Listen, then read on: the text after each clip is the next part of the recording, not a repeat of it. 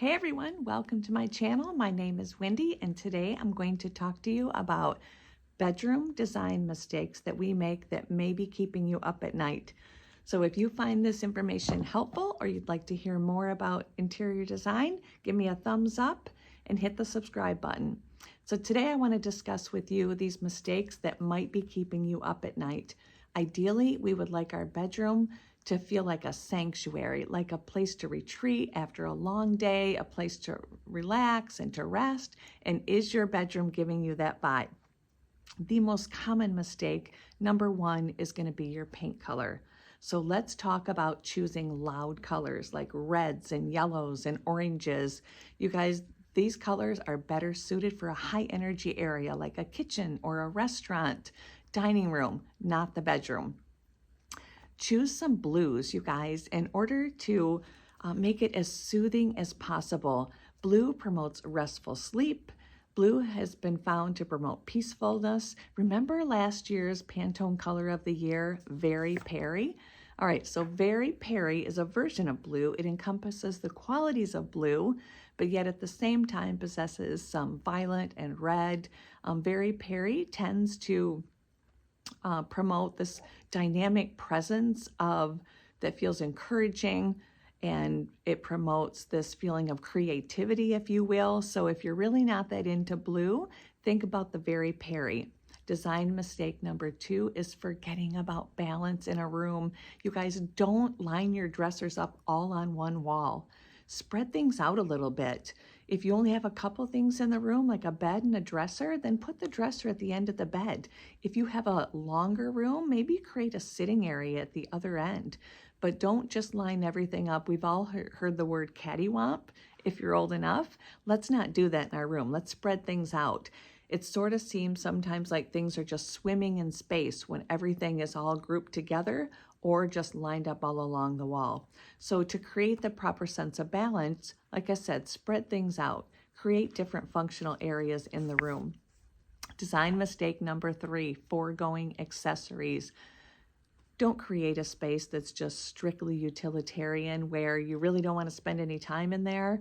Maybe it's just designed for sleeping and storing your clothes. Let's think about bringing some things in that are authentic to you, like fabrics and artwork and special accessories, again, that are something that speak to you. Design mistake number four, a lack of privacy. This one I can't touch on enough. You can make some really costly errors when it comes to this. So let's talk about windows that are covered improperly, not covered at all. A serious lack of privacy can be a problem. The beautiful morning sun, that's great, the rising sun, but it's not great if you're trying to sleep. So the solution to that is to add the proper window treatments, which leads us to what kind of window treatments do I want? There's so much out there, and this is definitely a space where you want to get this right.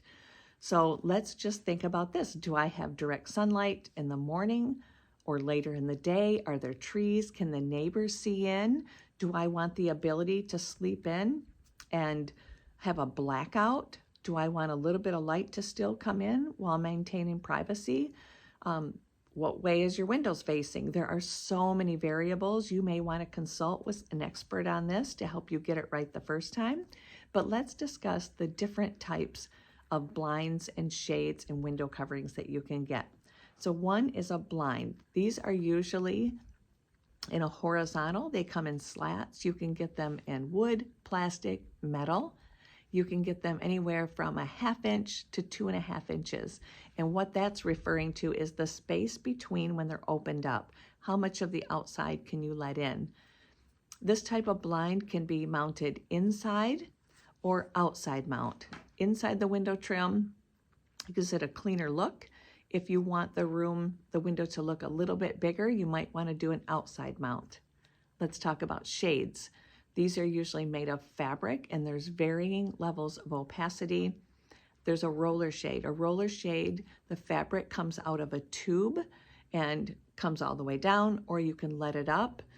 There is no ability to tilt it and look through. Roman shades. Roman shade, the fabric is arranged in careful, elegant folds. This type brings many color and pattern options. Again, there's no ability to tilt it to look through. Then there's a honeycomb blind. This is more like an accordion shape, if you will. So this, you can let it all the way down for privacy or let it up when you want light in. Again, it's important to know if you want the ability to tilt it and let some light in. Then there's the silhouette. The silhouette is considered the Cadillac of blinds. It's a little higher price and definitely worth it. This blind does it all. It goes all the way up, all the way down. There's a sheer on either side of the vanes. A beautiful blind. You can do top down, bottom up, and that's where the blind will come down from the top, or you can raise it from the bottom. Then there's shutters. So shutters typically are the most expensive and the most cumbersome. So you really need to think about what is beside them or in front of them, because this comes on a big frame and nothing can be in the way. Another option is draperies. Draperies can be used alone or with a blind or shade and offers the most variation, not only in price, but in privacy levels, colors, and styles. You can get draperies that are stationary, which means they just frame the window and they don't actually close. This is great when used with a blind or a shade. You can do traverse draperies. Remember the old-fashioned traverse draperies on that ugly metal rod? Well, today you can get beautiful decorator rods and still have the ability to open and close. They've come so far with traverse draperies. Draperies offer so many different opacities of room darkening, light filtering, and they just bring everything together. It's like, I think of it like the icing on the cake. So if you found this valuable, then just hit the like button. Go to my channel and check out the other interior design videos. Thanks for joining me.